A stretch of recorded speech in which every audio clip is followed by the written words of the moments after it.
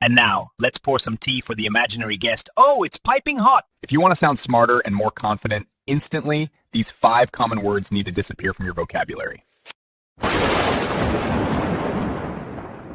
Do you ever worry that you're accidentally making yourself sound less smart than you are? It happens. Many of us use common little words that secretly mess with our credibility. In this video, I'm going to show you 5 words to cut from your vocabulary right now to sound way more intelligent and confident. And the first one might just be your favorite verbal crutch. These are often called filler words, those short, meaningless words we use to fill the silence while our brain is catching up. We all use them, but leaning on them too heavily can really hurt you.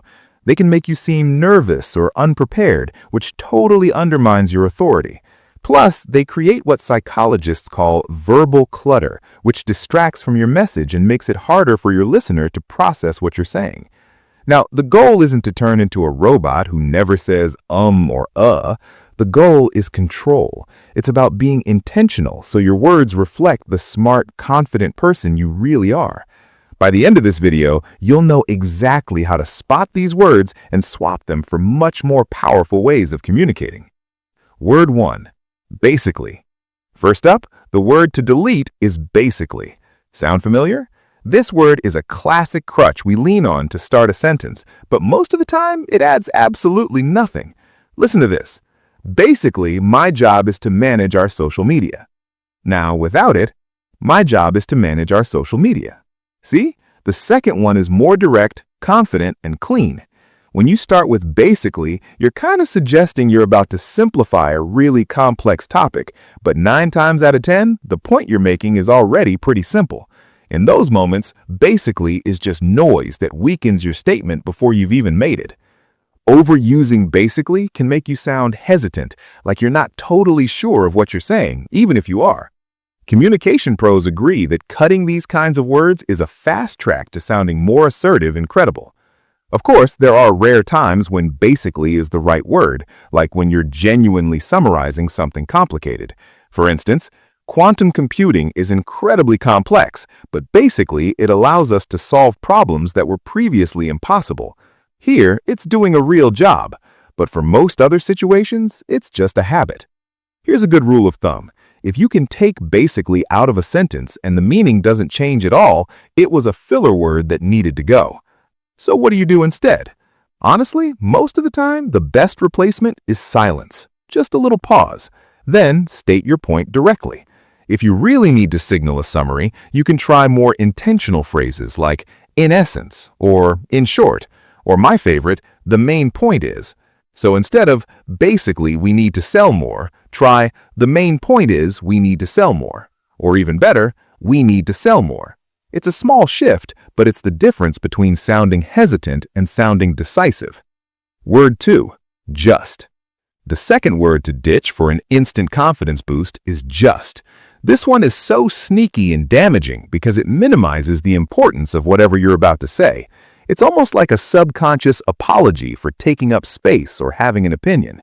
Think about how just totally changes the vibe of these sentences. I just wanted to check in on the project. I just think we should try another option. I'm just following up on my email. In every case, just softens the blow, but it also sucks the power right out of the statement. It turns your request into a tiny bother and your opinion into an unimportant thought. When you say, I just think, you're quietly telling everyone that you're not fully standing behind your own idea. Now, let's cut the just. I wanted to check in on the project. I think we should try another option. And we'll talk about I think in a minute. I'm following up on my email. Boom! The delivery is direct, assertive, and professional. You're not apologizing for your actions or ideas anymore. You're stating them with clarity. This is so important in professional settings like job interviews, where your perceived confidence can be the deciding factor.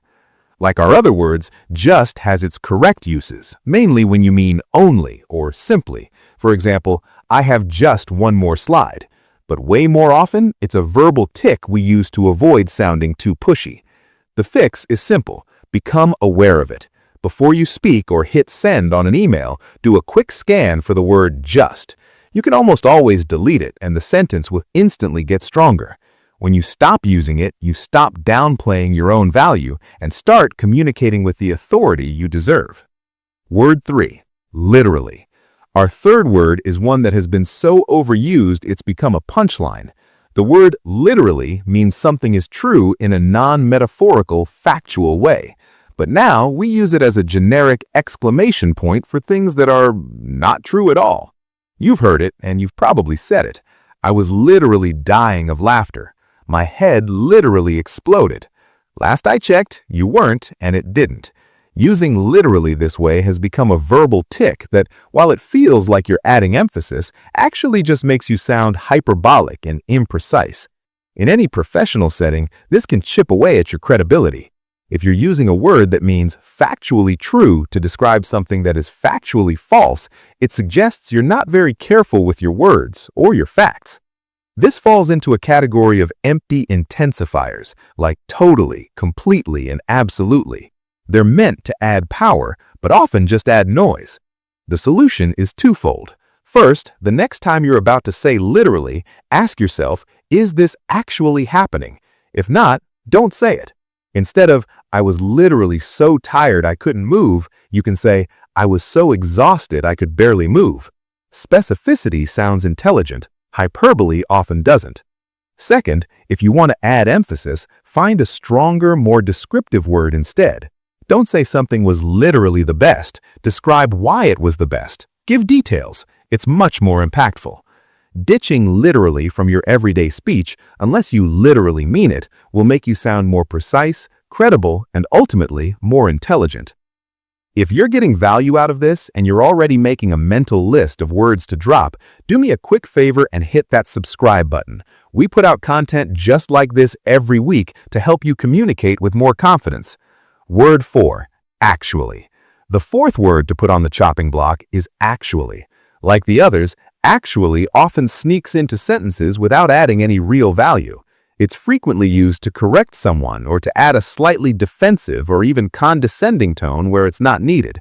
Check out these examples. Actually, that's a good point.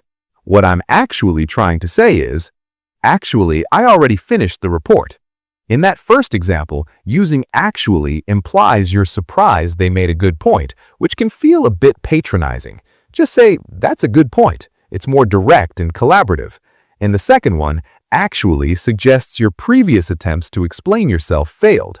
A more confident way to say it is, let me rephrase that, or to put it another way.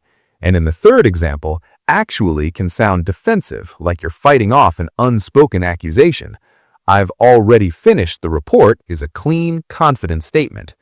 While actually does have a proper use to contrast expectation with reality, for example, I thought the movie would be terrible, but it was actually good. It's more often a verbal tic that frames what you're saying in a weirdly negative or argumentative light. This habit can make people focus more on your delivery than on your ideas. The key is to pause and think about why you're adding the word. Is it out of habit, or is it truly necessary to draw a contrast? By dropping actually from your go-to vocabulary, your communication will feel more positive and self-assured. You'll let your ideas shine through without all that distracting verbal baggage. Word 5. I think. This last one might be the hardest to break because it feels so natural. I think. While it's good to share your opinion, starting every statement with I think can seriously weaken your authority. Feel the difference between these two statements in a meeting. I think we should probably invest in the new software. Investing in the new software will increase our team's efficiency by 20%. The first one is a timid suggestion. Phrases like I think and probably make it sound like an idea you're not really sure about. The second statement is a confident assertion. It makes the speaker sound knowledgeable and decisive.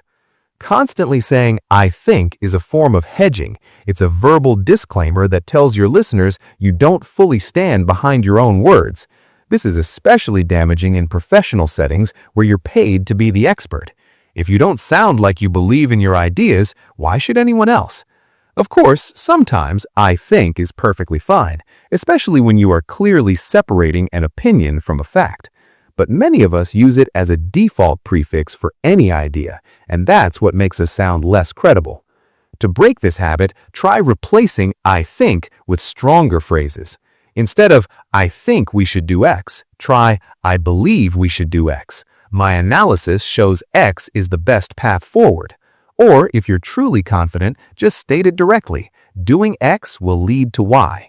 Another pro move is to replace the filler phrase with a powerful pause. A moment of silence can add weight and thoughtfulness to your words, making what follows sound even more impactful. When you stop saying, I think, and start stating your ideas with conviction, you shift from sounding uncertain to sounding like an authority. You're no longer just offering a suggestion, you're presenting a solution. All right, quick recap.